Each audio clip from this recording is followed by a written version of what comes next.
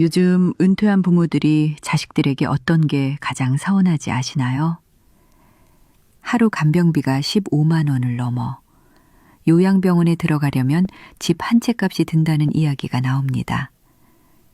그런데 혹시 자녀에게 이번만 하면서 보내준 그 30만 원, 50만 원 때문에 정작 내가 아플 때 기댈 곳 하나 없는 처지가 될 수 있다는 생각 한 번이라도 해보셨나요? 자식에게서 전화가 올 때마다 혹시 돈 이야기는 아닐까 가슴이 덜컥 내려앉고 아빠, 엄마 하는 그 한마디에 또 마음이 약해져 내 무릎 주사 맞을 돈, 친구와 밥 한 끼 먹을 돈까지 쥐어주고 있지는 않으신가요?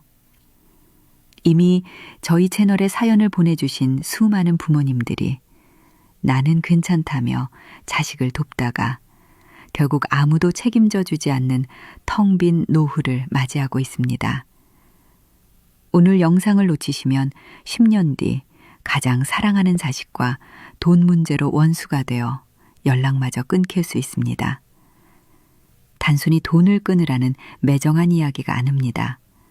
자녀의 자립심도 키워주고 내 노후도 당당하게 지켜내는 진짜 사랑의 방법. 선생님, 혹시 닳고 달아반질반질해진 100원짜리 동전 하나가 한 사람의 인생 전부를 담을 수 있다는 이야기 믿으십니까?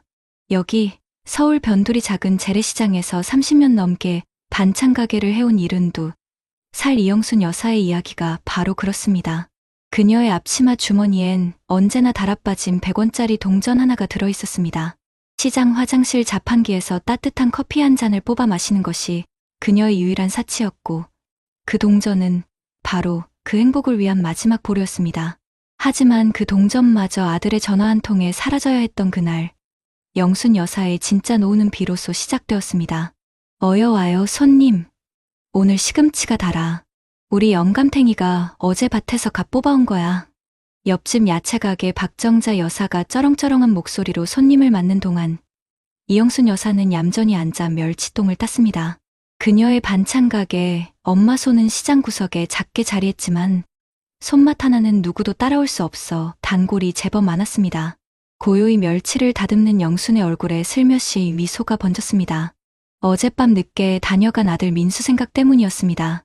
정자야, 우리 민수 어제 왔다 갔어. 얼굴이 반쪽이 됐더라. 회사 일이 힘든가 봐. 그래도 이 어미 생각해서 과일 한 상자를 사왔는데 어찌나 마음이 아프던지. 멸치 대가리를 뚝뚝 분지르며 정자 여사가 퉁명스럽게 쏘아붙였습니다. 그 과일 상자, 내 돈으로 사온 거 아니냐? 지난주에 내가 손주놈 병원비 하라고 붙여준 돈으로 생색낸 거지.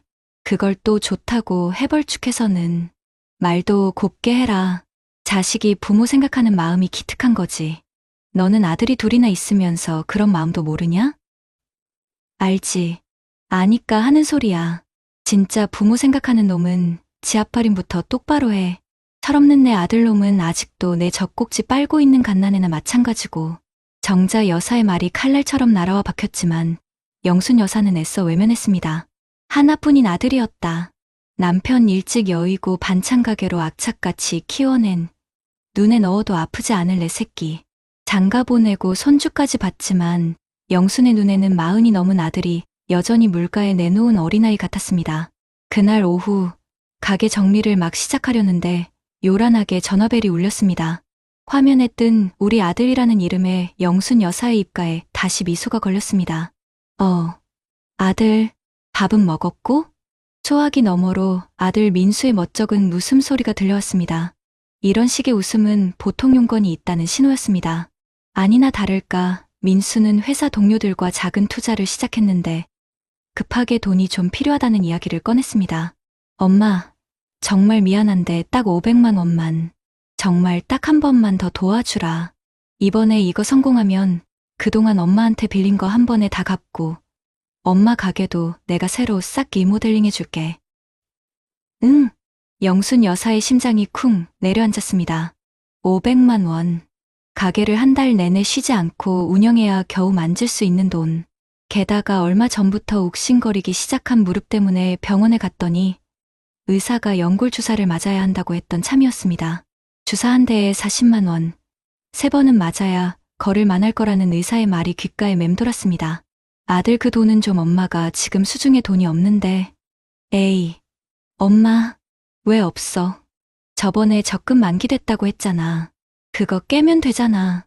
엄마, 나 진짜 이번이 마지막이야. 나 한 번만 믿어줘. 나도 언제까지 엄마한테 손 벌리고 싶겠어. 다 엄마 호강시켜주려고 이러는 거지. 호강이라는 말에 영순 여사의 마음이 와르르 무너졌습니다. 그래, 내 아들이 나쁜 마음으로 이러는 게 아니다. 다 잘 돼서 이 어미 편하게 해주려는 것 아니겠는가. 내 무릎이야 조금 더 아프면 그만이지만 아들 인생의 중요한 기회를 놓치게 할 수는 없었습니다. 알았다. 내일 오전에 바로 붙여줄게. 기죽지 말고 어깨 펴고 다녀. 우리 아들. 전화를 끊고 영순 여사는 한참 동안 멍하니 허공을 바라보았습니다. 앞치마 주머니 속에서 차갑게 식은 100원짜리 동전이 야속하게 느껴졌습니다. 내일 아침 은행 문이 열리자마자 딸의 시집 미천으로 부어두었던 마지막 적금을 깨야 했습니다. 며칠 뒤 시장 친구들과 1년에 한 번 가는 단풍놀이 날이었습니다. 모두들 들뜬 얼굴로 관광버스에 오르는데 영순 여사만 가게 앞에서 멀거니 서 있었습니다. 이 여사 꾸물거리지 말고 얼른 타, 차 출발해야 해. 정자 여사가 버스 창문 밖으로 고개를 내밀고 소리쳤습니다. 영순 여사는 멋쩍게 웃으며 손을 저었습니다. 나는 못 가. 갑자기 주문이 많이 들어와서 너희들이나 재밌게 놀다 와. 거짓말이었습니다.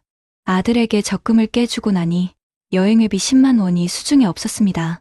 친구들과 웃고 떠들며 맛있는 음식을 먹고 올 그 돈이 없었습니다. 텅 빈 가게에 홀로 앉아 있으니 시큰거리는 무릎보다 마음이 더 아려웠습니다. 버스가 떠나고 텅 빈 시장 골목에 혼자 남겨진 영순 여사는 결국 쪼그려 앉아 소리 없이 눈물을 훔쳤습니다. 나는 괜찮다. 우리 아들만 잘 되면 나는 괜찮다. 주문처럼 되뇌었지만 눈물은 멈추지 않았습니다.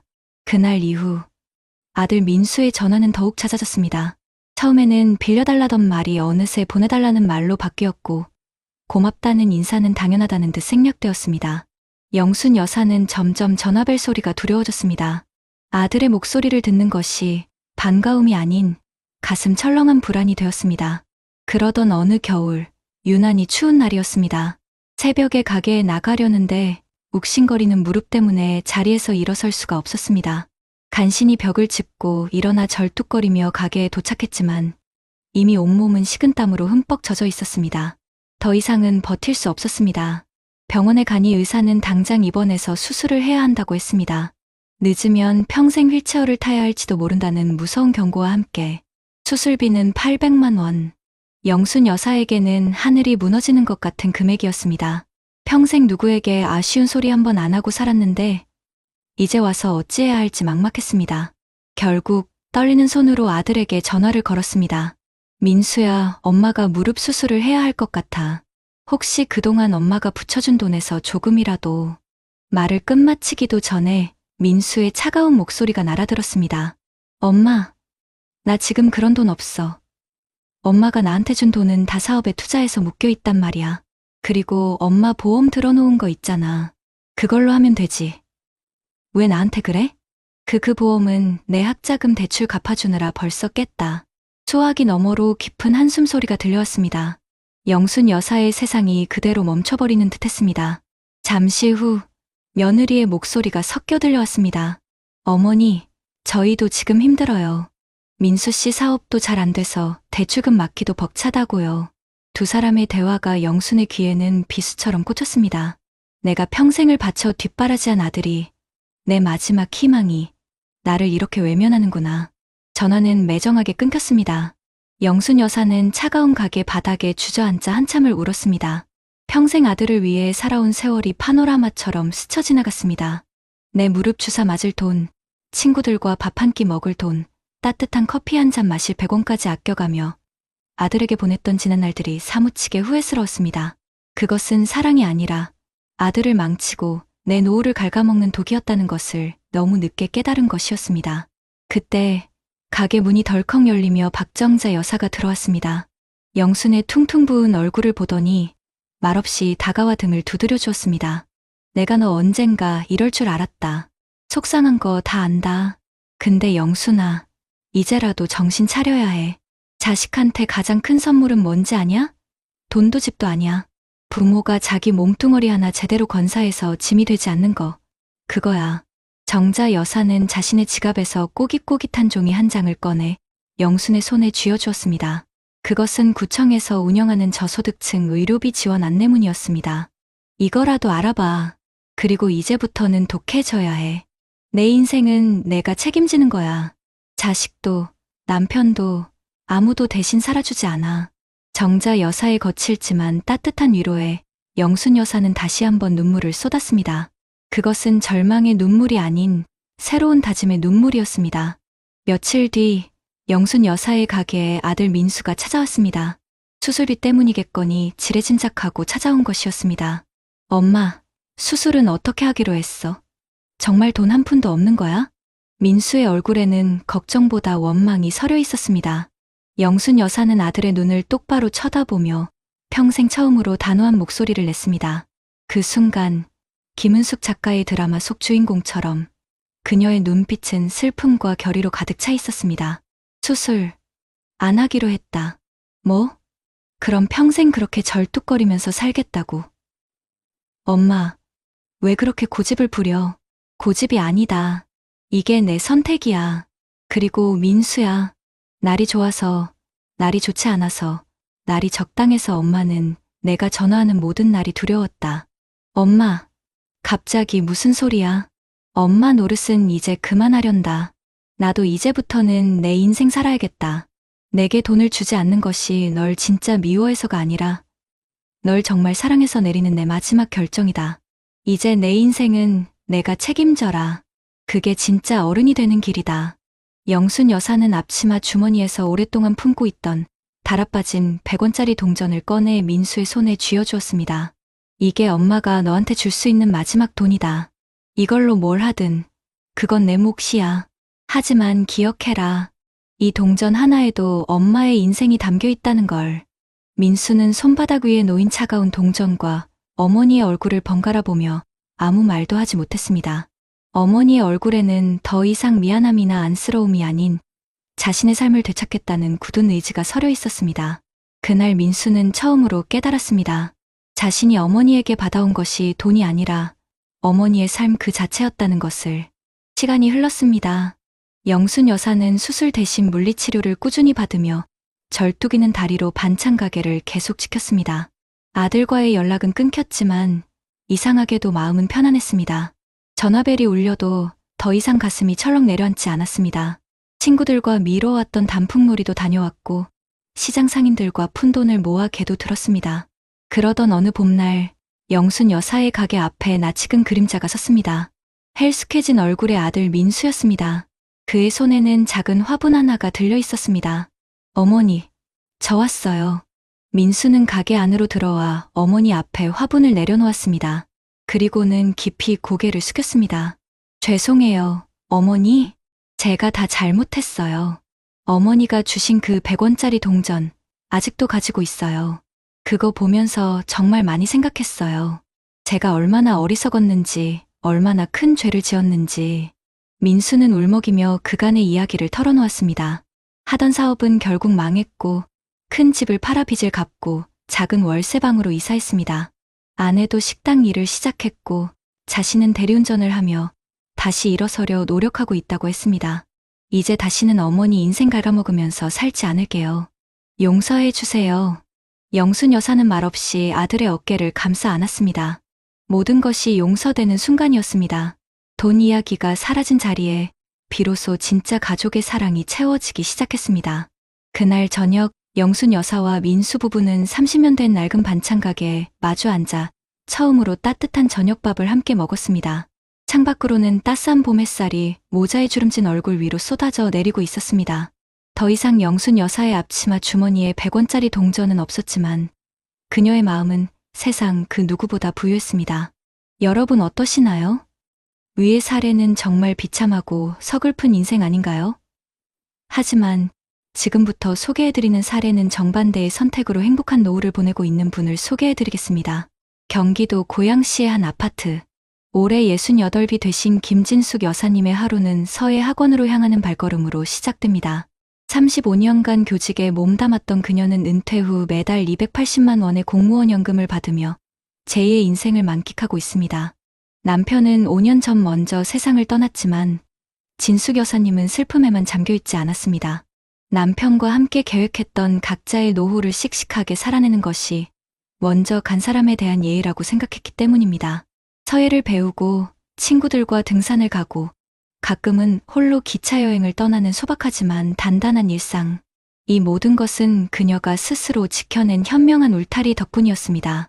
평화롭던 진숙 여사님의 일상의 파문이 일기 시작한 것은 작년 가을 하나뿐인 아들 성우의 갑작스러운 방문 때문이었습니다. 번듯한 중소기업에 다니던 아들은 어두운 얼굴로 찾아와 무릎부터 꿇었습니다. 어머니, 죄송합니다. 제가 회사를 그만두게 됐습니다. 진숙 여사님은 놀랐지만 애써 아들을 다독였습니다. 요즘같이 어려운 시절에 직장 잃은 사람이 어디 한둘이랴. 아직 젊으니 다시 시작하면 된다고 위로했습니다. 하지만 아들의 진짜 용건은 따로 있었습니다. 어머니, 그냥 재취업하기보다는 제 사업을 한번 해보고 싶습니다. 요즘 뜨는 프랜차이즈 치킨집이 있는데 초기 투자금 5천만 원만 있으면 된답니다. 어머니, 이번 한 번만 딱 한 번만 저를 믿고 도와주십시오. 이자까지 쳐서 꼭 갚겠습니다. 5천만 원. 진숙 여사님에게는 1년 반 동안의 연금을 한 푼도 쓰지 않고 모아야 하는 거금이자 혹시 모를 병원비와 요양비로 따로 떼어놓은 비상금이었습니다. 남편이 세상을 떠나기 전, 여보, 우리 이제부터는 각자 인생 책임지는 거야. 성우한테 손 벌리지 말고 우리도 성우한테 짐이 되지 맙시다. 라고 했던 말이 귓가에 생생했습니다. 성우야, 사업이라는 게 그렇게 쉬운 게 아니란다. 조금 더 신중하게 생각해보면 어떻겠니? 어머니까지 어떻게 그러실 수 있어요. 세상 사람들이 다 안 된다고 해도 어머니는 제 편을 들어주셔야죠. 제가 누구 때문에 이 고생을 하는데 다 어머니 손주, 어머니 며느리 먹여 살리려고 이러는 거 아닙니까? 아들은 서운함을 넘어 원망이 가득한 목소리로 소리쳤습니다. 며칠 뒤 아들은 며느리와 어린 손녀까지 데리고 다시 찾아왔습니다. 며느리는 말없이 눈물만 흘렸고 아무것도 모르는 손녀는 할머니 품에 안겨 재롱을 부렸습니다. 마치 짝이라도 한 듯 아들은 다시 한번 돈 이야기를 꺼냈습니다. 어머니, 저희 이대로 길거리에 나앉는 꼴 보고 싶으세요? 어머니 연금 조금 덜 쓰시고 여행 한 번 덜 가시면 저희 세 식구는 살 수 있습니다. 어머니가 평생을 가르치셨던 게 책임감 아니었습니까? 부모로서 자식에 대한 마지막 책임이라고 생각해주세요. 마지막 책임이라는 말이 비수처럼 날아와 심장에 박혔습니다. 진숙 여사님의 마음은 갈대처럼 흔들렸습니다. 통장을 내어주고 싶은 마음과 남편과의 약속을 지켜야 한다는 마음이 속에서 천번만번 싸웠습니다. 그날 밤, 진숙 여사님은 뜬 눈으로 밤을 새웠습니다. 창밖이 희미하게 밝아올 무렵, 그녀는 비로소 결심을 굳혔습니다. 이것은 이기심이 아니라 아들을 위한 마지막 가르침이라고. 다음 날 아침, 진숙 여사님은 아들에게 전화를 걸어 집으로 오라고 했습니다. 희망에 찬 얼굴로 달려온 아들 내외 앞에서 그녀는 따뜻한 차를 내어주며 단호하지만 침착한 목소리로 입을 열었습니다. 성우야, 내 마음을 어미가 왜 모르겠니? 오죽하면 나한테까지 왔겠어. 하지만 나는 너에게 돈을 내어줄 수 없다. 어머니, 내 말을 끝까지 들어라. 내가 너를 가르치고 키우면서 들였던 돈과 시간은 내가 성인이 되어 독립된 가정을 꾸리기까지의 투자였다. 그리고 너는 그 투자의 결과로 어엿한 어른이 되었지. 이제부터는 내 인생을 내가 책임져야 한다. 부모의 노후 자금에 손을 대는 순간 너는 어른이 아니라 다시 어린아이가 되는 거다. 진숙 여사님은 낡은 앨범을 꺼내 먼지를 털었습니다. 그 안에는 아들의 어릴 적 사진이 가득했습니다. 내가 너에게 해줄 수 있는 마지막 책임은 돈으로 너의 실패를 막아주는 것이 아니라 내 노후를 내가 온전히 책임져서 훗날 너에게 짐이 되지 않는 것이다. 그게 내가 너를, 내 손주를 진정으로 사랑하는 방식이야. 그러니 원망하려거든 나를 원망해라. 하지만 나는 네 울타리를 결코 허물지 않을 것이다. 아들 성우는 아무 말도 하지 못했습니다. 아니, 할 수 없었습니다. 평생을 교단에서 원칙을 지키며 살아온 어머니의 눈빛은 그 어떤 꾸짖음보다 단호하고 깊었습니다. 그날 이후 아들의 연락은 뚝 끊겼습니다. 명절에도 찾아오지 않았습니다. 진숙 여사님은 서해 학원으로 향하는 길에 문득문득 가슴이 아려왔지만 자신의 선택을 후회하지는 않았습니다. 이것이 아들을 진정으로 독립시키는 길이라 굳게 믿었습니다. 그렇게 1년이라는 시간이 흘렀습니다. 작년과 같은 가을, 진숙 여사님의 현관벨이 울렸습니다. 문을 열자 1년 전보다 얼굴은 수척해졌지만 한결 단단해진 눈빛의 아들이 서 있었습니다. 그의 손에는 자그마한 과일 상자가 들려 있었습니다. 어머니, 저 왔습니다. 성우는 어머니 앞에 과일 상자를 내려놓고 깊이 고개를 숙였습니다.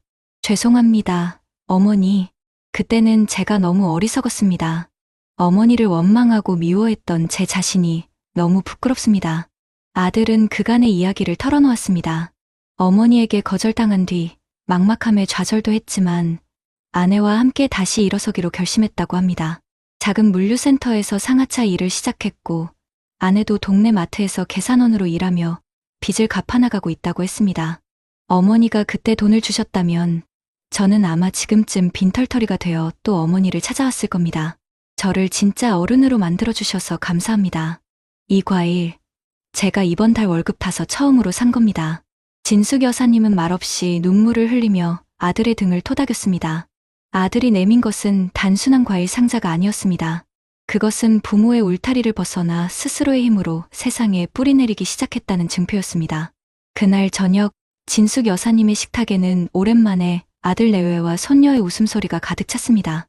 아들은 더 이상 돈 이야기를 하지 않았고 진숙 여사님은 연금 이야기를 꺼내지 않았습니다. 그저 서로의 안부를 묻고 일상을 나누는 따뜻한 대화만이 오고 갔습니다. 경제적 의존이라는 위태로운 다리가 끊어진 자리에 비로소 존중과 사랑이라는 단단한 다리가 놓인 것입니다. 낡은 아파트 창문 너머로 비치는 저녁 노을이 세 사람의 얼굴을 따스하게 감싸고 있었습니다. 앞선 사례들을 잘 보셨나요? 이런 문제들과 관련해서 전문가들과 통계 자료를 소개해드리겠습니다. 우리가 그동안 자식 잘 되는 게 내 행복이라고 믿고 살아왔지만 세상이 참 많이 바뀌었습니다. 옛날에는 자식이 부모를 모시는 게 당연하다고 생각하는 사람이 열에 넷이나 됐는데 이제는 그 생각이 5명 중 1명도 채 안 될 정도로 뚝 떨어졌다고 합니다. 오히려 반대로 다 큰 자식을 부모가 먹여 살리는 집은 점점 늘고 있어요. 30, 40이 넘어서도 부모님 주머니만 바라보는 자식들이 무려 300만 명이 넘는다고 하니까 정말 기가 막힐 노릇이죠. 바로 이 문제가 우리나라 노인 빈곤율이 다른 나라들에 비해 압도적으로 높은 슬픈 현실과 곧장 연결됩니다. 우리 부모님 세대가 자식들 공부시키고 결혼시키는 데 있는 돈 없는 돈 다 쏟아부어서 정작 내 노후는 아무런 준비도 못한 희생의 세대였다는 걸 이 통계가 그대로 보여주는 겁니다. 결국 앞서 보신 엄마의 마지막 동전 속 어머니처럼 자식 사업 자금 대주느라 마지막 남은 적금까지 깨는 그 모습이 바로 이 높은 노인 빈곤율의 슬픈 이면인 셈입니다. 은퇴해서 이제 돈 들어올 구멍도 없는데 다 큰 자식한테 계속 돈을 대주다 보니 우리 부모님들의 노후는 점점 더 벼랑 끝으로 몰리고 있는 거죠. 그래서 금융 전문가나 노후 설계 전문가들이 하나같이 입을 모아서 하는 얘기가 있습니다. 제발 자식에 대한 맹목적인 경제적 지원부터 멈추시라는 겁니다. 이게 절대로 이기적인 말이 아닙니다. 오히려 부모가 내 노후를 튼튼하게 책임지는 것, 그것이야말로 자식에게 줄 수 있는 가장 큰 최고의 선물이라고 강조합니다. 현명한 울타리의 어머니처럼 부모의 노후 자금에 딱 선을 긋는 건 자식과 부모 모두를 위한 가장 현명하고 책임감 있는 사랑이라는 뜻입니다. 생각해보세요. 밑 빠진 독에 물 붓기처럼 아무리 도와줘봐야 자식은 스스로 일어설 생각은 안 하고 부모한테 기대는 버릇만 들게 됩니다. 그건 사랑이 아니라 오히려 자식의 자립을 막는 독이 될 수 있다는 거예요. 부모 지원을 당연하게 여기는 자식은 경제적 책임감을 배우지 못하고 결국 실패만 반복할 가능성이 높습니다. 더 무서운 건 뭔지 아십니까? 그렇게 부모님 노후 자금마저 바닥나면 그 무거운 짐은 결국 다시 그 자식에게 고스란히 돌아간다는 겁니다. 이건 가족 모두가 함께 무너지는 최악의 길로 들어서는 것과 같아요. 그래서 전문가들은 단호하게 선을 긋는 용기가 필요하다고 말합니다. 앞서 보신 현명한 울타리의 어머니처럼 내 인생은 내가 책임져라 하고 딱 잘라 말하는 것이 자식을 포기하는 게 아니라는 거죠. 오히려 스스로 일어설 마지막 기회를 주는 진짜 가르침이라는 겁니다. 부모가 내 노후를 지키는 튼튼한 울타리를 세울 때 자식은 비로소 그 울타리를 벗어나 자기 힘으로 집을 짓는 진짜 어른이 될 수 있는 겁니다. 그러니 우리는 엄마의 마지막 동전처럼 가슴 아픈 희생을 아름답게만 볼 것이 아니라 현명한 울타리가 보여준 그 지혜와 용기에 더 집중해야 합니다. 무조건 도와주지 말라는 게 아닙니다. 언제까지 도와줄까가 아니라 어디까지 도와줄 것인가, 그 원칙을 분명히 세우셔야 합니다. 일시적인 도움은 주되 자식이 스스로 독립할 수 있는 근본적인 방법을 함께 고민해 주셔야 합니다. 하지만 어떤 경우에도 내 노후라는 마지막 보루는 반드시 지켜내셔야 합니다. 그렇게 돈 때문에 얽혔던 의존의 고리를 딱 끊어냈을 때 비로소 그 빈자리에 서로를 존중하고 진심으로 사랑하는 진짜 가족 관계가 피어날 수 있는 겁니다. 저희 채널이 바로 그 건강하고 현명한 부모가 되는 길에 든든한 동반자가 되어드리겠습니다. 그렇다면 앞선 사례들을 해결할 수 있는 방법은 무엇이 있을까요? 자식 리스크 문제. 이거 더 이상 누구 한 명의 희생이나 선택의 문제로 봐서는 안 됩니다. 이제는 사회가 함께 머리를 맞대고 구조적인 해결책을 찾아야 할 때입니다. 막연하게 자식한테 희생하라고 하거나 반대로 무조건 냉정하게 내치라고 하는 건 저희 채널이 할 일이 아니죠. 대한민국 정부와 여러 지방자치단체가 이미 좋은 정책들을 많이 만들어놨습니다. 또 전문가들도 현실적인 조언들을 많이 해주고 있고요. 오늘은 이런 구체적이고 실질적인 해결책에 대해 속 시원하게 한번 이야기해 보겠습니다. 근본적인 원인은 크게 두 가지입니다. 하나는 우리 부모님들의 소중한 노후 자금이 자녀 지원으로 빠져나가는 거고, 다른 하나는 다 큰 자녀가 경제적으로 독립하지 못하고 계속 부모님께 기대는 거죠. 그래서 해결책도 이 두 가지를 동시에 잡아야 합니다. 첫 번째, 우리 부모님들의 노후 자금을 지켜줄 정책의 울타리부터 한번 살펴볼까요? 엄마의 마지막 동전 사례 이영순 여사님처럼 안타까운 상황에 처하기 전에 다른 선택지가 있다는 걸 아는 게 정말 중요합니다. 가장 대표적인 게 바로 주택연금, 즉 영모기지론입니다. 내가 평생 살아온 우리 집을 담보로 맡기고 매달 나라에서 연금을 받는 제도죠.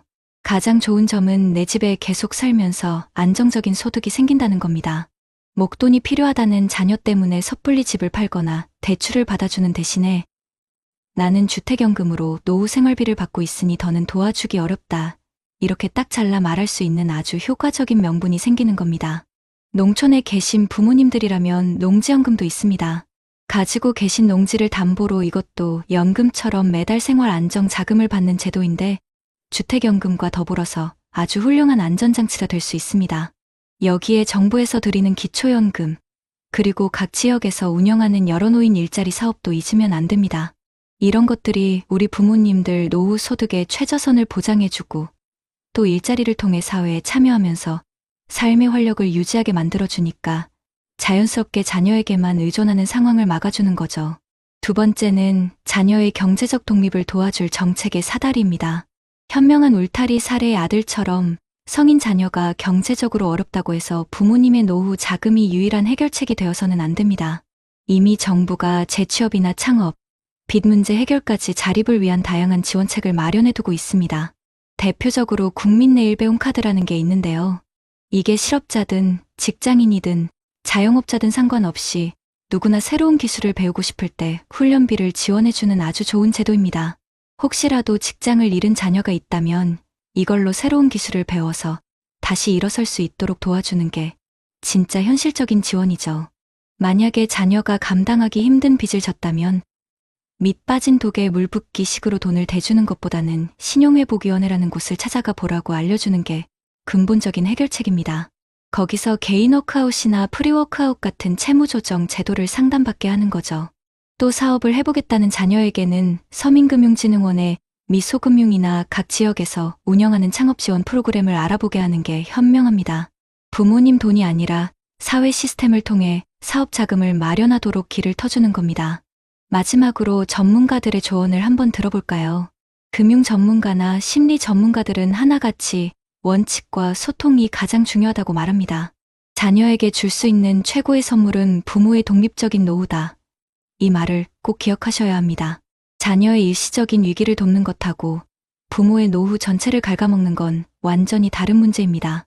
언제까지 어디까지 도와줄 수 있는지 명확한 원칙을 세우고 자녀에게도 이걸 분명하게 알려줘야 합니다. 그리고 자녀가 돈을 달라고 할 때 통장부터 내주지 마시고 제가 앞에서 말씀드린 여러 정부 지원 정책이나 상담 비관 정보를 같이 한번 찾아봐 주세요. 이게 바로 물고기를 그냥 잡아주는 게 아니라 물고기 잡는 법을 알려주는 현명한 사랑입니다. 가끔은 온 가족이 모여서 가족 금융회의를 열어보는 것도 좋습니다. 우리 부모님의 노후 계획이나 현재 재정 상황을 자녀들과 솔직하게 공유하는 거죠. 이건 우리 집에 이제 기댈 돈 없다고 선언하는 자리가 아닙니다. 우리 가족의 한정된 자원으로 각자 자기 인생을 책임지며 살아가자는 가족 공동의 규칙을 세우는 아주 중요한 과정입니다. 결국 이 자식 리스크라는 건 어느 한쪽만 희생해서는 절대 해결될 수 없는 문제입니다. 부모님은 나라에서 마련해준 정책들을 통해 스스로의 노후를 지키는 현명한 울타리를 단단히 세우고 자녀들은 사회적인 지원 시스템이라는 단단한 사다리를 밟고 스스로 일어서야 합니다. 저희 채널은 바로 이 두 가지 방법을 구체적으로 알려드림으로써 우리 시청자분들이 안타까운 비극을 되풀이하는 대신 건강하고 독립적인 가족 관계를 만들어 나가실 수 있도록 돕는 실질적인 해결책을 계속해서 제시해 드리겠습니다. 한평생 자식이라는 나무에 온몸으로 햇살을 막아주고 뿌리째 뽑힐 듯 비바람을 견뎌내며 달디단 열매만 내어주었건만 이제 앙상한 가지만 남은 나에게 마지막 잎사귀마저 달라하네. 오늘 저희가 함께 살펴본 이야기 속에는 이 시처럼 마지막 남은 잎사귀마저 떼어주고 서럽게 겨울을 맞이한 엄마의 마지막 동전 이영순 어머님 같은 분이 계셨습니다. 평생을 바쳐 키운 자식의 눈물 앞에 차마 외면하지 못하고 당신의 노후라는 마지막 보루마저 내어준 그 마음을 어찌 감히 해프다 말할 수 있겠습니까? 그저 가슴이 아리고 먹먹해질 뿐입니다. 하지만 다른 한편에는 내 노후라는 튼튼한 뿌리를 지키는 것이 결국 자식이라는 나무를 더 오래도록 지켜줄 그늘이 된다는 지혜를 깨달은 현명한 울타리 가족도 있었습니다. 잠시의 원망을 들을지언정 더 먼 미래를 내다보며 현명한 사랑을 택한 그 용기에 우리는 큰 울림을 느꼈습니다. 우리 어머님, 아버님들, 자식의 눈물을 외면하는 것이 어찌 부모의 마음이겠습니까? 내 모든 것을 내어주고서라도 자식이 웃을 수만 있다면 그것이 부모의 행복이라 믿으며 한평생을 살아오신 그 귀한 마음을 저희가 어찌 모르겠습니까? 하지만 이제는 감히 말씀드리고 싶습니다. 진정한 사랑은 나의 마지막 동전, 나의 마지막 잎사귀를 떼어주는 것이 아닐지도 모릅니다. 함께 비바람을 맞더라도 꿋꿋이 옆에 서 있는 법을, 스스로의 힘으로 뿌리내리는 법을 가르쳐주는 것. 그것이야말로 이 험난한 세상을 살아갈 자녀에게 물려줄 수 있는 가장 위대한 유산이 아닐까요? 오늘 저희가 말씀드린 주택연금과 같은 현명한 울타리는 자식을 외면하는 냉정한 담벼락이 아닙니다. 그것은 오히려 얘야, 나는 이제 괜찮으니 너의 삶을 살아라 하고 말없이 보여주는 세상에서 가장 따뜻한 사랑의 표현입니다. 꽁꽁 언 땅을 뚫고 올라온 새싹처럼 기특한 내 자식이 잠시 길을 잃고 헤맬 때 나의 노후 자금을 털어주는 것만이 유일한 길이 아닙니다. 국가가 마련해둔 단단한 사다리를 알려주는 것은 돈 주기 싫다는 뜻이 결코 아닙니다. 그것은 너는 혼자가 아니란다. 이 사회가 너를 도울 준비가 되어 있으니 용기를 내어보렴 하고 손을 잡아주는 더 크고 깊은 사랑의 시작입니다. 우리 시청자 여러분, 부디 자식의 짐을 대신 짊어지느라 어깨가 무너지는 부모가 되기보다 꼿꼿한 허리로 당당하게 자신의 노후를 살아가시는 모습을 보여주십시오. 젊은 날 온몸으로 우리를 지켜주셨던 당신의 그늘이 얼마나 따뜻했는지 우리는 기억합니다. 이제는 당신의 행복이, 당신의 웃음이 우리 자식들에게 가장 큰 힘이자 자랑이 될 것입니다. 그것이 바로 우리 자녀들이 가장 보고 싶어하고 가장 존경하게 될 부모님의 진짜 모습일 것입니다. 오늘 흘리시는 눈물이 후회와 서러움의 눈물이 아닌 앞으로 만들어갈 행복한 노후와 건강한 가족을 위한 따뜻한 다짐의 눈물이 되기를 진심으로 바랍니다. 저희는 언제나 어르신들의 빛나는 황혼을 응원하며 그 길의 든든한 동반자가 되어드리겠습니다. 어머님, 아버님, 혹시 이런 이야기 들어보셨습니까? 얼마 전 30억짜리 송파 아파트에 사는 분이 갑자기 심근경색으로 쓰러졌는데 당장 수술비 2천만 원이 없어 자식들에게 아쉬운 소리를 했다는 그 이야기 말입니다. 이게 정말 남의 이야기일까요? 지금 당장 선생님의 총 자산이 얼마인지 이번 달 수입과 지출은 얼마인지, 그래서 통장에 남은 돈이 정확히 얼마인지 1분 안에 바로 대답하실 수 있으신가요? 참 이상하지 않습니까? 이미 수많은 분들이 월 250만 원으로도 마음 편히 살아가고 있는데 왜 수십억 자산가들은 돈 걱정에 밤잠을 설치는 걸까요? 오늘 영상을 놓치시면 평생 모은 그 소중한 재산이 나를 지켜주는 성벽이 아니라 나를 가두는 감옥이 될 수도 있습니다. 서울의 오래된 동네. 아직은 아파트보다 붉은 벽돌집이 더 정겨운 골목 끝자락에 작은 공원이 있었다. 계절이 바뀔 때마다 다른 색의 옷을 갈아입는 늙은 벤치 하나. 그 벤치는 박성실 씨와 김재민 씨의 지정석이었다. 한나란 씨의 같은 동네에서 태어나 같은 초등학교를 졸업하고 서로 다른 인생의 파도를 넘어오다 보니 어느새 머리에 서리가 내린 두 친구였다. 박성실 씨는 평생을 학교 소사로 일하다 정년퇴직했다. 그의 손에는 늘 굳은 살이 박여 있었지만 그가 매일 아침 쓰는 낡은 가죽 수첩만큼은 닳고 달아 반질반질했다. 오늘도 그는 돋보기를 코끝에 걸치고 몽당 연필로 수첩에 무언가를 꼼꼼히 적어내리고 있었다. 9월 12일 시장 콩나물 1,500원, 두부 한 모 1,200원, 손주 과자 3,000원, 총 지출 5,700원. 숫자를 적는 그의 얼굴엔 근심 대신 잔잔한 미소가 걸려 있었다. 마치 잘 짜인 악보를 확인하는 지휘자처럼 평온했다. 아이고, 박 과장, 아직도 그런 걸 일일이 다 적나? 자네는 평생을 그렇게 살았어. 그러니 이 모양 이 꼴로 사는 거야. 목소리만 들어도 김재민 씨인 걸 알 수 있었다. 그는 이 동네에서 가장 큰 4층짜리 상가 건물을 가진 자산가였다. 번쩍이는 구두에 잘 다려진 재킷. 풍채 좋은 그의 얼굴엔 늘 무언가에 쫓기는 듯한 그늘이 드리워져 있었다. 그는 박성실의 옆에 털썩 주저앉으며 넥타이를 조금 풀었다. 이 사람아, 이게 내 인생의 나침반이야. 이게 있어야 내가 어디로 가는지 알 수 있거든. 자네처럼 큰 배를 몬 적은 없지만 내 조각배는 단 한 번도 길을 잃은 적이 없다네. 박성실이 수첩을 소중히 품에 넣으며 웃었다. 김재민은 코웃음을 쳤다. 나침반은 무슨, 그 푼돈 적어서 뭐 할 건데. 나는 말이야. 어제 우리 막내 손주돌이라고 금수저 세트를 맞춰줬어. 500만 원이더군. 눈 딱 감고 긁었지. 사내 대장부가 돈 1,000만 원에 벌벌 떨어서 쓰나. 허어로운 웃음소리가 공원에 울렸지만 그 웃음은 어딘가 텅 비어 있었다. 그는 요즘 잠을 잘 자지 못했다. 수십억짜리 건물은 그의 자랑이었지만 동시에 그의 목을 조르는 족쇄이기도 했다. 매달 들어오는 월세는 들쭉날쭉했고 세입자들의 불만 전화는 끊이지 않았다. 큰아들은 사업 자금을 대달라 성화였고 시집간 딸은 사위 몰래 생활비를 타갔다. 돈은 분명히 어디선가 들어오고 어디론가 빠져나가는데 정작 그의 손에 쥐어지는 것은 없었다. 마치 밑 빠진 독에 물을 붓는 기분이었다. 박성실은 그런 친구의 속내를 모를 리 없었다. 그는 그저 따뜻한 눈으로 친구를 바라보며 말했다. 재민아, 자네 혹시 3+5가 뭔지 아나? 뭐? 이 영감탱이가 날 뭘로 보고. 당연히 8이지. 그럼 8 빼기 2는? 6이지. 장난하나 지금. 박성실이 빙그레 웃었다.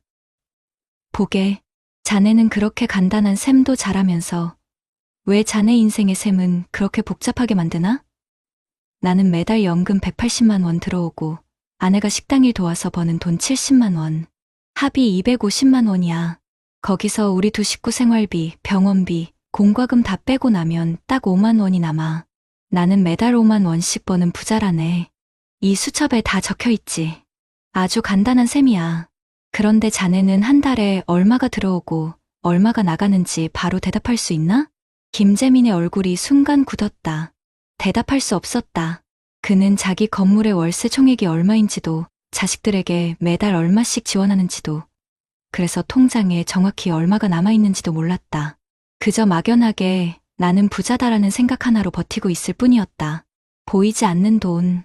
그것은 거대한 안개처럼 그의 눈앞을 가리고 있었다. 박성실의 5만 원은 작지만 선명하게 보였고 그의 수십억은 크지만 희미했다. 그날따라 친구의 낡은 수첩이 세상 그 어떤 금고보다 더 단단하고 안전해 보였다. 며칠 뒤 김재민에게 폭풍이 몰아닥쳤다. 평온했던 일상에 갑자기 불어닥친 태풍이었다. 유난히 착하고 속 한번 썩인 적 없던 딸에게서 전화가 걸려왔다. 전화기 너머로 들려오는 딸의 목소리는 울음에 잔뜩 잠겨 있었다. 사위의 보증 문제가 터져 당장 2억 원을 막지 못하면 집이 경매로 넘어가고 길거리에 나앉게 생겼다는 것이었다. 하늘이 무너지는 것 같았다. 아, 아빠 죄송해요. 정말 죄송해요. 딸의 울음 섞인 목소리가 그의 심장을 후벼 팠다. 그는 당당하게 소리쳤다. 울지 마라. 이 애비가 있는데 뭐가 걱정이냐. 2억? 그거 해결해주면 될 거 아니야. 전화를 끊고 그는 곧장 은행으로 달려갔다. 자신만만했다. 까짓 2억. 내 건물값이 얼만데. 하지만 은행 창구에서 그는 난생 처음 겪는 굴욕과 절망을 마주해야 했다. 그의 주거래 통장 잔고는 고작 3천만 원 남짓이었다. 월세 수입은 들어오자마자 대출 이자와 자식들 용돈으로 모두 빠져나간 뒤였다. 그는 다른 통장들을 다 뒤져봤지만 상황은 비슷했다. 돈은 흔적도 없이 사라져 있었다. 그는 대출을 신청하려 했다. 하지만 복잡한 세금 문제와 들쭉날쭉한 임대 수입 증명은 그의 발목을 잡았다. 은행원은 서류를 검토하더니 난처한 표정으로 말했다. 회장님, 현재 자산은 많으시지만 당장 현금 유동성이 너무 안 좋으시네요. 추가 대출은 어렵겠습니다. 유동성 위기. 뉴스에서나 보던 단어가 비수가 되어 그의 가슴에 꽂혔다. 수십억 자산가. 동네 사람들의 부러움을 한 몸에 받던 건물주 김재민. 그는 지금 당장 딸의 눈물을 닦아줄 2억 원이 없었다. 돈이 없는 게 아니었다. 돈이 어디에 있는지, 어떻게 꺼내 써야 하는지 전혀 알 수 없는 상태. 그는 거대한 황금 감옥에 갇힌 죄수였다. 발밑에 금은 보화가 가득했지만 정작 목을 축일 물 한 모금이 없는 사막의 나그네였다. 그날 밤, 그는 잠을 이루지 못했다. 식은땀이 등을 적셨고 심장이 미친 듯이 뛰었다. 공황 발작이었다. 평생 돈을 벌기 위해 앞만 보고 달려왔는데 정작 그 돈이 자신을 지켜주지 못한다는 사실이 그를 미치게 했다. 그는 어둠 속에서 아내 몰래 눈물을 훔쳤다. 평생 남에게 아쉬운 소리 한 번 안 하고 살았던 그였다. 그런데 이제 누구에게 손을 벌려야 한단 말인가. 아들에게? 사위 사업 자금을 대주느라 이미 허리가 휜 아들이었다. 자존심이 허락하지 않았다.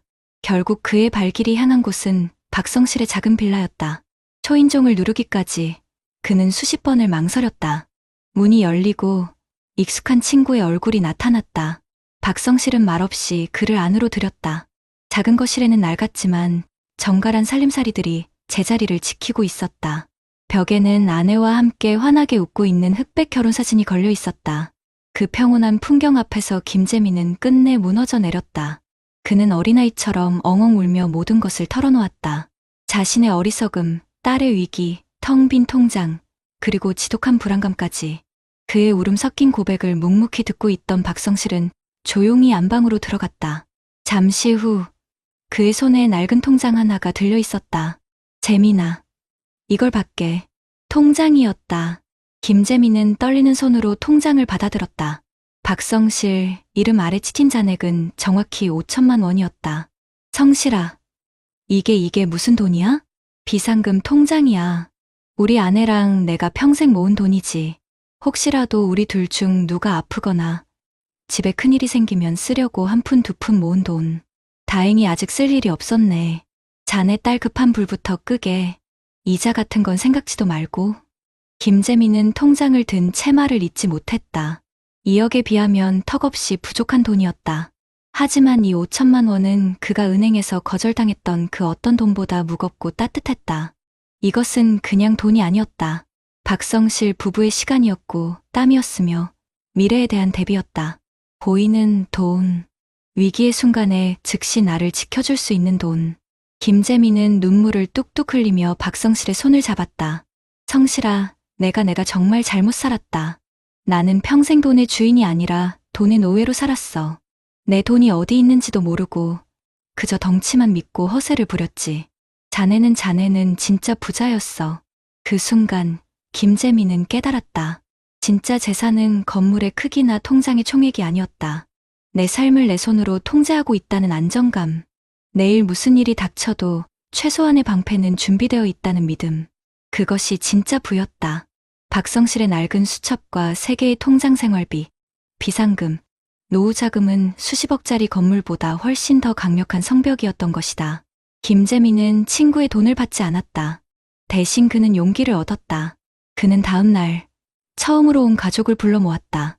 그리고 자신의 모든 것을 투명하게 공개했다. 자신의 총자산, 매달 나가는 대출이자, 그리고 자식들에게 더 이상 무계획적인 지원은 해줄 수 없다는 선언까지. 처음에는 당황하던 자식들도 아버지의 진심 어린 고백과 눈물 앞에서 숙연해졌다. 온 가족이 머리를 맞대고 방법을 찾기 시작했다. 건물의 일부를 담보로 겨우 자금을 마련해 딸의 급한 불을 껐고, 아들은 아버지에게 손 벌리던 것을 멈추고 스스로 일어서기로 약속했다. 얼마 후 공원 벤치에 두 친구가 나란히 앉아 있었다. 박성실은 여전히 그의 낡은 수첩에 무언가를 적고 있었다. 그리고 그의 옆에는 조금은 어색한 손길로 새 노트에 숫자를 적어내려는 김재민이 있었다. 그는 이제 더 이상 명품 재킷을 입지도 허세를 부리지도 않았다. 그의 얼굴에선 지독한 불안감의 그늘이 걷히고 오랜만에 편안한 미소가 피어올랐다. 이 사람아, 이거 보통 일이 아니구만. 돈이 어디로 이렇게 새어나가는지 꼭 쥐고 있다고 생각했는데 손가락 사이로 다 빠져나가고 있었어. 김재민이 쑥스러운 듯 머리를 긁적였다. 박성실은 그런 친구를 보며 따뜻하게 웃었다. 이제라도 알았으니 다행이지. 인생의 가계부를 쓰는데 늦은 때란 없는 법이라네. 가장 중요한 건 말이야. 내 인생의 주인이 바로 나라는 사실을 잊지 않는 거야. 두 친구는 말없이 고개를 끄덕였다. 가을 햇살이 그들의 어깨 위로 따스하게 쏟아져 내리고 있었다. 돈의 액수가 아닌 삶의 주도권을 되찾은 노년의 얼굴은 그 어떤 부자의 얼굴보다 평온하고 행복해 보였다. 어머님, 아버님, 지금 당신의 인생 가계부는 안녕하신지요? 그 안에 적힌 숫자들이 당신을 웃게 합니까? 아니면 울게 합니까? 선택은 아직 늦지 않았습니다. 여러분 어떠시나요? 위의 사례는 정말 비참하고 서글픈 인생 아닌가요? 하지만 지금부터 소개해드리는 사례는 정반대의 선택으로 행복한 노후를 보내고 있는 분을 소개해드리겠습니다. 경기도 고양시의 한적한 아파트 단지. 매일 아침 6시면 어김없이 일어나 동네 공원을 한 바퀴 돌고 오는 최인규 씨의 하루는 40년간 교직에 몸담았던 시절처럼 규칙적이고 단정했다. 그의 손에는 신문 대신 언제나 직접 제본한 두툼한 파일철이 들려 있었다. 내 인생의 후반전 설계도라고 이름 붙인 그 파일 안에는 퇴직 후 매달 들어오는 공무원 연금 320만 원을 기반으로 한 촘촘한 예산안과 아내와의 노후 계획, 그리고 자식들에게 전하는 재정 원칙이 빼곡하게 적혀 있었다. 그는 돈이 아니라 계획이 노후를 지켜준다고 굳게 믿는 사람이었다. 그 믿음이 시험대에 오른 것은 벚꽃이 흩날리던 작년 봄이었다. 대기업을 잘 다니다가 돌연 사표를 던진 아들 민준이 야심찬 얼굴로 그를 찾아왔다. 요즘 젊은이들 사이에 가장 인기 있다는 디저트 카페를 창업하겠다며 목 좋은 상가, 임대 보증금과 인테리어 비용으로 1억 원만 지원해달라는 것이었다. 아들은 반짝이는 눈으로 사업계획서를 펼쳐 보이며 장밋빛 미래를 약속했다. 아버지, 이건 그냥 돈 달라는 게 아니에요. 아들의 미래에 투자하시는 겁니다. 2년 안에 원금의 2배로 갚겠습니다. 아내의 눈빛도 하나뿐인 아들인데 이럴 때 도와줘야지라며 그를 압박했다. 집안의 모든 공기가 그의 결심만을 기다리는 듯 무겁게 내려앉았다. 하지만 그는 단호하게 고개를 저었다. 민준아, 나는 내 미래에 투자하고 싶지. 내 실패에 돈을 대주고 싶지는 않다. 차가운 거절에 아들의 얼굴은 순식간에 굳어졌다. 아버지는 평생 그렇게 사셨죠. 그렇게 계산적으로. 돈이 없는 것도 아니면서 어떻게 아들한테 정말 실망입니다. 아들은 문을 박차고 나갔고 아내는 원망의 눈물을 흘렸다. 그날 밤 최인규 씨는 40년 만에 처음으로 혼자 거실 소파에서 잠을 청했다. 가슴 한구석이 시리고 아팠지만 그는 알고 있었다. 지금 1억 원을 내어주는 것은 아들을 위한 길이 아니라 아들의 실패를 예약하고 자신의 노후까지 저당 잡히는 가장 어리석은 선택이라는 것을. 그에게 돈은 자식을 통제하는 수단이 아니라 아내와 자신의 마지막 존엄을 지킬 최후의 보루였다.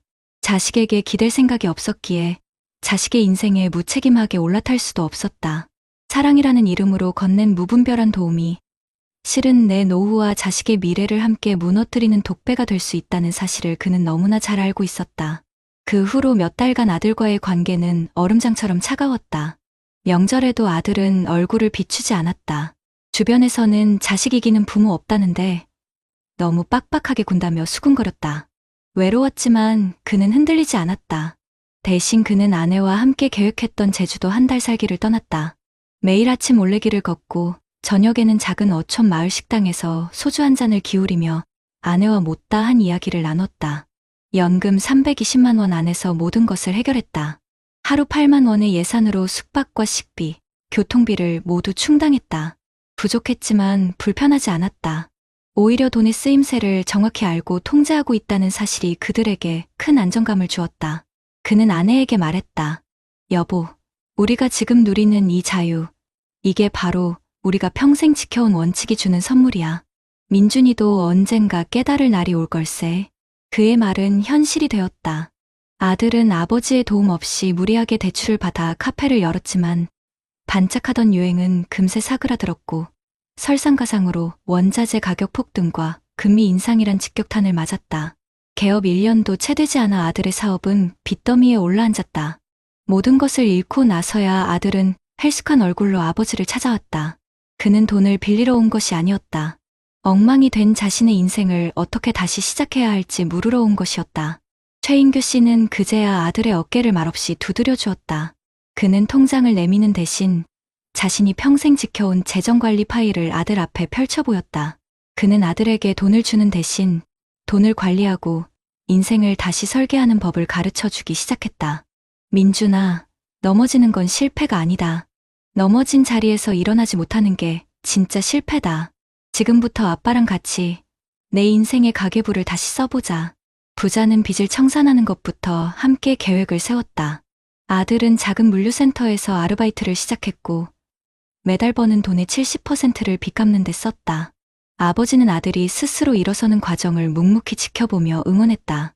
1년 뒤 가을 단풍이 곱게 물든 어느 주말 오후 최인규 씨 부부의 아파트에 오랜만에 웃음꽃이 피었다.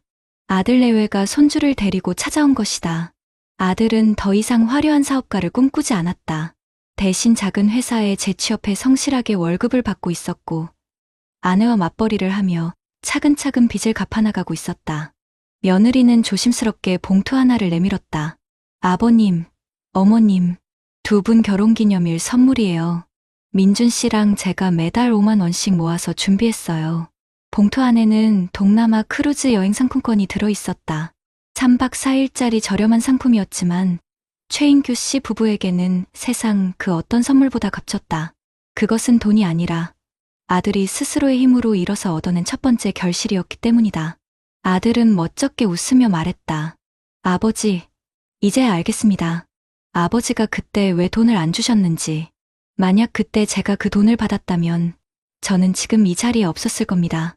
아버지는 제게 돈 대신 스스로 일어설 힘을 주신 거였어요. 정말 감사합니다. 그날 저녁 최인규 씨는 자신의 인생 후반전 설계도 마지막 장에 새로운 문장을 써넣었다. 가장 위대한 유산은 돈이 아니라 자식이 스스로의 삶을 책임질 수 있도록 지켜봐 주는 것이다. 그의 얼굴에는 수십억 자산가도 갖지 못한 깊은 평온함과 만족감이 가득했다. 그의 노후는 매달 들어오는 320만 원의 연금만큼이나 투명하고 안정적이었다. 통장 잔고의 액수가 아닌 삶을 완벽하게 통제하고 있다는 자신감. 그것이 바로 최인규 씨가 평생을 걸쳐 이룩한 진짜 재산이었다. 어머님, 아버님, 진정한 부는 통장에 찍힌 숫자의 크기가 아니라 내 삶의 운전대를 내가 직접 쥐고 있다는 단단한 믿음에서 나옵니다. 자식에게 물고기를 잡아주는 부모가 되시겠습니까? 아니면 낚시하는 법을 가르쳐주는 부모가 되시겠습니까? 그 선택에 당신과 자식의 미래가 모두 달려 있습니다. 앞선 사례들을 잘 보셨나요? 이런 문제들과 관련해서 전문가들과 통계 자료를 소개해드리겠습니다. 사실 김재민 씨 이야기는 드라마가 아니라 바로 우리 주변에서 흔히 볼 수 있는 일입니다. 우리나라 어르신들 자산을 들여다보면 열의 8분 부동산에 묶여 있다고 합니다. 세계적으로 봐도 이런 나라는 드물다고 해요. 남들이 보기엔 수십억 자산가인데 정작 내 손에 쥔 돈은 없어서 전전긍긍하는 분들이 너무나 많다는 뜻입니다. 전문가들은 이걸 황금 감옥에 갇힌 거라고 표현하더군요. 번쩍번쩍 빛나는 감옥이지만 그 안에서는 옴짝달싹할 수가 없는 겁니다. 상가에서 월세가 따박따박 들어오는 것 같아도 세금 내고 대출 이자 갚고 또 자식들이 손 벌리면 쥐어주다 보면 통장을 그냥 스쳐 지나가는 돈이 되어버리는 거죠. 그러다 갑자기 자녀 결혼이나 사업 자금처럼 목돈 들어갈 일이 생기거나 몸이라도 아파서 병원 신세를 지게 되면 그야말로 눈앞이 캄캄해지는 겁니다. 김재민 씨가 갑자기 숨을 못 쉬고 쓰러졌던 게 단순히 돈이 없어서였을까요? 아닙니다. 평생 내 것이라고 믿었던 재산에 대한 통제력을 완전히 잃어버렸다는 그 극한의 공포와 불안감 때문이었습니다. 반면에 박성실 씨나 최인규 씨의 삶을 한번 보시죠. 이분들 한 달 수입이 김재민 씨 자산에 비하면 정말 보잘것없어 보일 수 있습니다. 하지만 이분들에게는 김재민 씨에게 없던 아주 중요한 두 가지가 있었습니다. 바로 매달 얼마가 들어올지 정확히 예측할 수 있는 돈과 그 돈을 어떻게 쓸지에 대한 자기만의 원칙이었습니다. 전문가들이 말하길 노부부가 그래도 남들처럼 살려면 한 달에 300만 원 가까이, 정말 아끼고 아껴도 200만 원은 넘게 있어야 한다고들 합니다. 이분들은 딱 그 안에서 살아가고 계신 겁니다. 그러니 계획을 세울 수가 있는 거죠. 박성실 씨가 매일 저녁 가계부를 쓰는 거, 최인규 씨가 인생 후반전 계획표를 짜는 거, 이게 그냥 돈 아끼려고 하는 행동이 아닙니다. 내 돈이 어디로 가는지 내 눈으로 똑똑히 보고 혹시 모를 상황에 대비하면서 내 삶의 주도권을 절대 놓치지 않겠다는 의지의 표현인 겁니다. 그래서 전문가들이 하나같이 입을 모아 말합니다. 노후에는 재산이 총 얼마냐 보다 매달 내 통장에 얼마가 꼬박꼬박 들어오느냐가 100배, 1000배 더 중요하다고 말이죠. 예측할 수 있고 내가 마음대로 쓸 수 있는 돈, 그게 바로 노년의 불안감을 잠재우는 가장 확실한 약입니다. 그리고 이번 사례에서 우리가 절대 놓치지 말아야 할 가장 무서운 문제가 바로 다 큰 자식 문제입니다. 김재민 씨가 그 큰 위기에 빠진 결정적인 이유가 무엇이었습니까? 바로 딸에게 무계획적으로 돈을 내줬기 때문입니다. 반대로 최인규 씨는 어떻게 자신의 노후를 지켜냈습니까? 아들의 사업 자금 부탁을 단칼에 거절했기 때문입니다. 이게 바로 현실입니다. 요즘 허리가 휘는 부모님들 보면 위로는 연로하신 부모님 모시고 아래로는 다 큰 자식들까지 챙기느라 버는 돈의 상당 부분을 쓴다고 합니다. 캥거루족이라는 말이 괜히 나온 게 아닙니다. 예전에는 자식이 최고의 노후보험이라고 했지만 죄송하지만 이제 그 시대는 끝났습니다. 이제는 자식이 내 노후를 망가뜨리는 가장 큰 위험이 될 수도 있다는 걸 냉정하게 받아들여야 합니다. 최인규 씨가 아들에게 돈 대신 돈 관리하는 법을 알려주겠다고 한 것이 정말 현명한 판단입니다. 자식에게 물고기를 그냥 잡아주면 당장은 편하겠지만 부모가 평생 잡아줄 수는 없는 노릇입니다. 낚시하는 법을 가르쳐야 자식도 독립해서 제 인생을 살아갈 수 있는 겁니다. 명심하십시오. 어머님, 아버님, 부모의 노후가 안정되는 것, 그것이야말로 자식에게 물려줄 수 있는 최고의 재산입니다. 무책임한 지원은 결국 부모와 자식 모두를 실패의 구렁텅이로 함께 밀어넣는 독이 든 술잔과 같습니다. 결국 오늘 우리가 나눈 이야기의 결론은 명확합니다. 진짜 노후의 부자는 부동산이 몇 채인지, 통장에 돈이 얼마나 쌓여 있는지로 결정되는 게 아닙니다. 첫째, 연금처럼 매달 예측 가능한 돈의 흐름을 만들고, 둘째, 가계부든 뭐든 내 돈이 어디로 새는지 철저하게 통제하며, 셋째, 다 큰 자식에게는 무한정 지갑을 열어주는 대신 명확한 선을 긋는 것. 이렇게 내 삶의 주도권을 잃지 않는 분이야말로 진짜 부자라고 할 수 있습니다. 아직 늦지 않았습니다. 지금이라도 내 자산을 점검하고 현금 흐름을 만들어 평온한 노후를 준비하셔야 합니다. 그렇다면 앞선 사례들을 해결할 수 있는 방법은 무엇이 있을까요? 사실 너무 막막하게 생각하실 필요가 없습니다. 이미 우리 대한민국 정부와 여러 지방자치단체에서 우리 아버님, 어머님들을 위해 현실적인 방법들을 꼼꼼하게 마련해두고 있거든요. 첫 번째는 바로 황금 감옥에 갇힌 내 집을 평생 월급으로 바꾸는 주택연금 제도입니다. 앞서 보신 김재민 씨처럼 분명히 몇십억대 자산가인데도 당장 쓸 돈이 없어서 불안에 떠는 분들이 정말 많습니다. 우리나라 자산가들의 특징이 재산의 대부분이 부동산, 특히 지금 살고 있는 집 한 채에 묶여 있다는 점인데요. 이걸 해결하기 위해 나라가 보증을 서주는 아주 강력한 제도가 바로 주택연금, 다른 말로는 영무기지론이라고도 합니다. 어떤 제도인지 쉽게 설명해 드릴게요. 부부 두 분 중에 한 분이라도 만 55세가 넘으셨고 가지고 계신 집의 공시가격이 12억 원을 넘지 않는다면 신청하실 수 있습니다. 내가 평생을 바쳐 일군 이 집에 계속 살면서 이 집을 담보로 나라에서 매달 꼬박꼬박 연금을 받는 개념입니다. 집을 팔거나 자식들에게 손 벌리지 않고도 안정적인 현금 흐름을 만들어낼 수 있는 가장 확실하고 현실적인 방법인 셈이죠. 만약 김재민 씨가 이 주택연금에 가입했다면 어땠을까요? 아마 무리하게 상가 건물을 팔려고 내놓거나 자존심 상하게 은행을 돌아다니며 대출 알아보는 대신 지금 살고 있는 집을 통해서 바로 필요한 돈을 마련하고 딸의 문제도 해결했을 겁니다. 무엇보다 중요한 건 매달 통장에 따박따박 찍히는 연금이 주는 안정감입니다.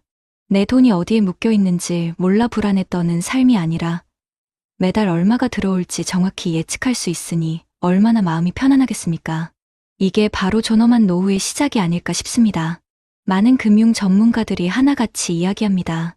우리나라 어르신들은 재산의 대부분이 집 한 채인 경우가 많기 때문에 주택연금은 이제 선택이 아니라 필수라고요. 이건 단순히 빚을 내는 게 아니라 내가 평생 일궈온 가장 큰 자산인 집을 잠에서 깨워서 나를 위해 일하게 만드는 아주 혁신적인 금융 기법이라는 겁니다. 자녀에게 무작정 집을 물려주는 것보다 안정적인 노후 생활로 자녀에게 짐이 되지 않는 현명한 부모가 되는 길이라고 많은 분들이 강조하고 있습니다. 두 번째 방법은 바로 자녀 리스크를 똑똑하게 차단하고 내 삶의 운전대를 내가 직접 쥐는 겁니다. 바로 노년층을 위한 금융 교육과 상담을 활용하는 방법인데요. 최인규 씨가 아들의 사업 자금 지원을 단호하게 거절하고 대신 돈 관리하는 법을 가르쳐 준 것은 정말 모든 부모님들이 본받아야 할 지혜입니다. 하지만 실상은 어떻습니까? 자식 이기는 부모 없다는 말처럼 마음에 걸려서 혹은 거절하는 방법을 몰라서 자녀에게 무분별하게 지원을 하다가 결국 노후 파산에 이르는 안타까운 경우가 너무나도 많습니다. 이렇게 다 큰 성인 자녀가 오히려 부모의 노후에 위험이 되는 걸 성인 자녀 리스크라고 하는데요. 이걸 관리하고 스스로 돈 계획을 세울 수 있도록 정부와 지자체에서 다양한 금융 교육 프로그램을 무료로 제공하고 있습니다. 예를 들어 금융감독원에서는 어르신들을 위해 전국의 노인복지관 같은 곳으로 직접 찾아가서 금융사기 예방법이나 노후 자산관리법을 알려주는 찾아가는 금융교육을 하고 있고요. 살고 계신 동네의 행정복지센터나 노인복지관에만 가보셔도 은퇴 후의 돈을 어떻게 설계해야 하는지, 상속이나 증여는 어떻게 하는 게 좋은지, 심지어 가계부 쓰는 법까지 아주 실질적인 돈 관리 방법을 알려주는 무료 강좌나 상담이 항상 열려 있습니다. 이런 교육들이 최인규 씨가 스스로 만들었던 인생 후반전 설계도를 전문가의 도움을 받아서 훨씬 더 체계적이고 튼튼하게 만들 수 있도록 도와주는 겁니다. 내 재산이 정확히 얼마나 있고 매달 들어오고 나가는 돈의 흐름을 파악하게 되니까 자녀를 도와줄 때도 명확한 원칙을 세울 수 있게 되죠. 잘 모른다는 막연한 불안감에서 벗어나 나는 이제 잘한다는 자신감을 갖게 되면 자녀가 아무리 무리한 요구를 해와도 감정에 휩쓸리지 않고 현명하게 중심을 잡고 판단을 내릴 수 있게 됩니다. 재무 설계 전문가들은 노후 준비의 진짜 시작은 통장 잔고를 확인하는 게 아니라 돈에 대한 나만의 원칙과 철학을 세우는 것이라고 말합니다. 정부와 지자체에서 제공하는 이런 금융교육들은 단순히 지식을 알려주는 걸 넘어서 부모가 자녀에게 더 이상 경제적인 지원은 어렵다고 건강하게 선을 긋고 자녀 또한 그 말을 존중하고 받아들여서 진짜 독립을 할 수 있게 돕는 가족 재정 독립의 촉매제 역할을 한다는 겁니다. 진정한 자식 사랑은 내 노후 자금을 털어서 자녀의 밑빠진 독에 물을 붓는 게 아니라 자녀가 각자의 삶을 스스로 책임질 수 있도록 독립시키는 것 아니겠습니까? 결국 오늘 말씀드린 이 두 가지 주택연금과 금융교육은 나라에서 우리 아버님, 어머님들이 부동산이라는 자산의 착시에서 벗어나 안정적인 현금 흐름을 만들고 자녀 리스크로부터 스스로를 지키면서 현명한 재정 계획을 세울 수 있도록 마련해 둔 든든한 안전장치입니다. 이런 제도들을 적극적으로 알아보고 활용하는 것, 그것이야말로 내 인생의 가계부와 내 삶의 주도권을 되찾아오는 가장 확실한 첫걸음이 될 것입니다. 흙먼지 묻은 작업복을 털어내며 쌓아올린 벽돌 한 장, 한 장, 아이들 웃음소리와 아내의 저녁 짓는 냄새가 스며들었던 우리 집. 세월은 흘러 아이들은 제 갈 길을 찾아 펄을 날아갔고 덩그러니 남은 집은 나의 지나온 시간을 말없이 품고 있네. 이제 이 고마운 집이 내 청춘의 땀으로 지켜온 이 울타리가 나의 남은 날들을 위한 가장 따뜻하고 든든한 벗이 되어준다 하네. 오늘 우리는 너무나 다른 두 분의 아버지 이야기를 만났습니다. 평생을 바쳐 이룬 수십억 자산이라는 빛나는 이름 뒤에서 당장 쓸 돈이 없어 딸의 문제 하나 해결해주지 못할까봐 밤잠을 설치며 불안에 떨었던 김재민 아버님. 그리고 자식에게 무작정 돈을 내어주는 대신 스스로 인생의 운전대를 굳건히 잡고 돈에 대한 원칙과 지혜를 가르쳐주며 모두의 행복을 지켜낸 최인규 아버님.